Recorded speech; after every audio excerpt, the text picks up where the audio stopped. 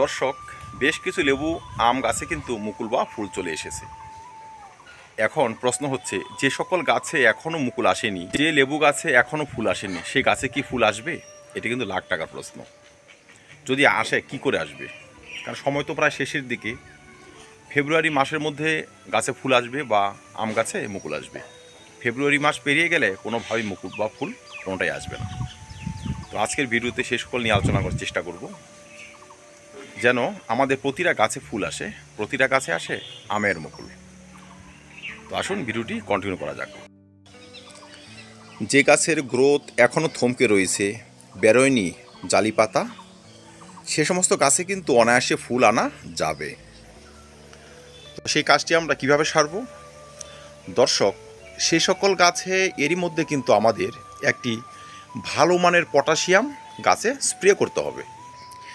1 litre জলে 2 গ্রাম 05234 0050 বা SOP গুলে 10 দিনের ব্যবধানে 2 বার যদি আমরা এই সময় স্প্রে করে দিই, তবেই কিন্তু দ্রুত গতিতে মুকুল আসা স্টার্ট হয়ে যাবে।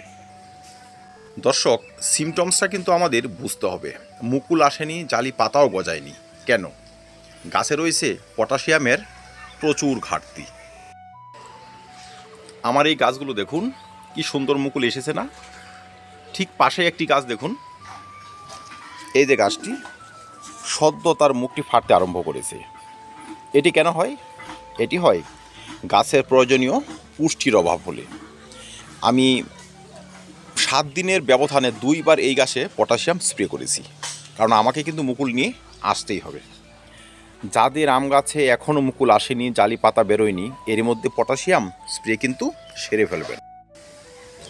আমার এই ছোট্ট লেবু চারাটি দেখুন, নিতান্তই ছোট্ট, 6 মাসের একটি গাছ এটি, কিন্তু এই গাছের মতো দেখুন এই যে মুকুল চলে এসেছে বা ফুল চলে এসেছে।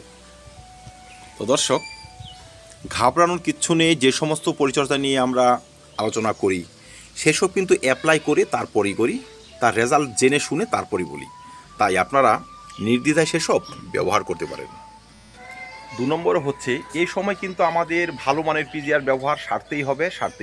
তার একটি কারণ, এখন যদি পিজিআর ব্যবহার করে মুকুল আনার গতিটাকে আমরা দ্রুত না করতে পারি, সেক্ষেত্রে কিন্তু আর মুকুল আসা সম্ভাবনা সেটিও থাকবে না। তো দর্শক, যারা হাতের কাছে প্যানোফিক্স পাবেন, 1 লিটার জলে 5 থেকে 7 ফোঁটা 10 দিনের ব্যবধানে 2 বার প্যানোফিক্স স্প্রে করে দেবেন। বুস্টার যদি হয় 1 লিটার জলে 1 ফোঁটা 10 থেকে 12 দিনের ব্যবধানে 2 বার স্প্রে করে দেবেন। মনে রাখবেন, 2 বার প্যানোফিক্স বা বুস্টার 2 স্প্রে করতেই হবে। তারপরও যদি মুকুল না আসে, প্যানোফিক্স আপনারা 3 বারও ব্যবহার করতে পারেন। যাই হোক, ব্যবহার করার সময় কিন্তু এটি হয়তো সকাল 9টার মধ্যে স্প্রে করে দেবেন, নয়তো বিকেল 4টার মধ্যে স্প্রে করে দেবেন।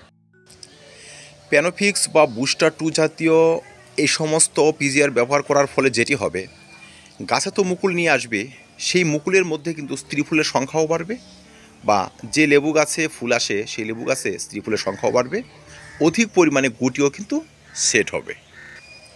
একই ওষুধে আমাদের ফ্রুট সেট, অধিক পরিমাণে মুকুল আসা, স্ত্রী ফুলের সংখ্যা বাড়ানো এবং সময় মতো মুকুল আসা, এই সমস্ত কাজ কিন্তু সম্পন্ন করবে। দর্শক, আরও কয়েকটি কারণ কিন্তু আমাদের আম গাছে মুকুল এবং লেবু গাছে ফুল আসতে দেয় না। সেগুলো হচ্ছে ডাইব্যাক্ট, গামোসিস, শুটিমল, ডাউন এবং পাউডারি মিলিডো। এরা গাছকে এতটাই অসুস্থ করে রাখে, সেই গাছে কিন্তু কোনোভাবে মুকুল আসতে চায় না। যদি গাছে গামোসিস হয়, সেই ফাটল দিয়ে গাছের পুষ্টি উপাদান কিন্তু বেরিয়ে যায়, গাছ হয়ে যায় রোগাক্রান্ত গাছ কিন্তু কোনোভাবেই মুকুল আসতে নিয়ে আসতে পারে না।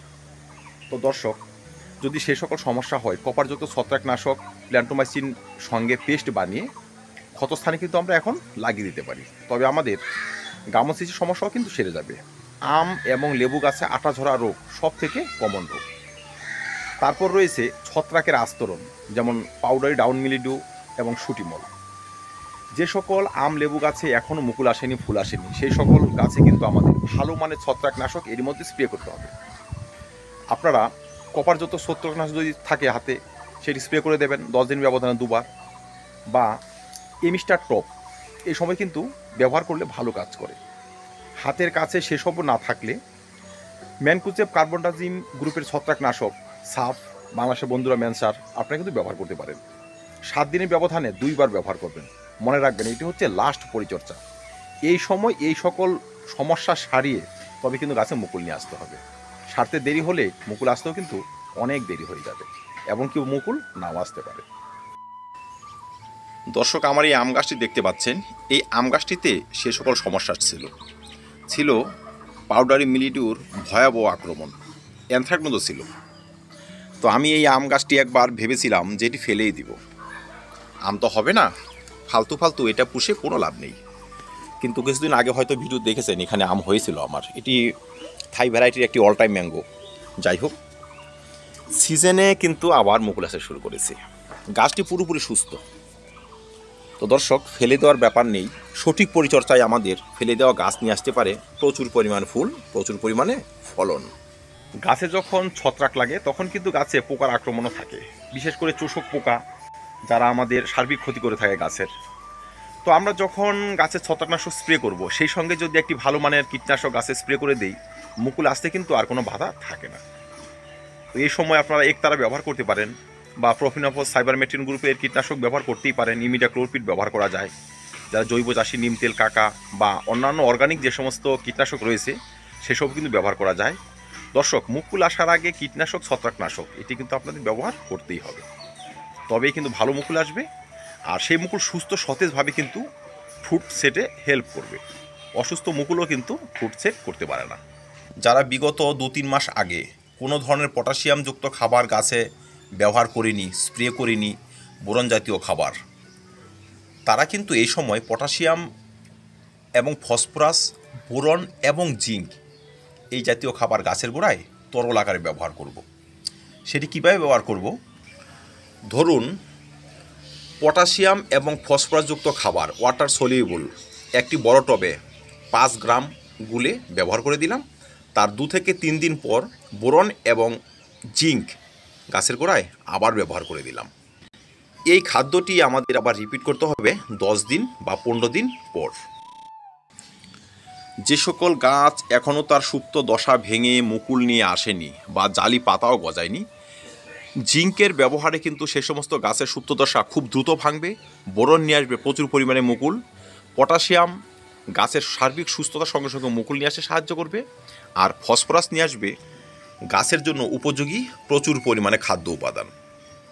হবে শিকড়ের বৃদ্ধি সঠিক, আর সেই গাছে যখন মুকুল আসবে সেই মুকুল থেকে কিন্তু ভালো পরিমাণের ফলও সেট হবে।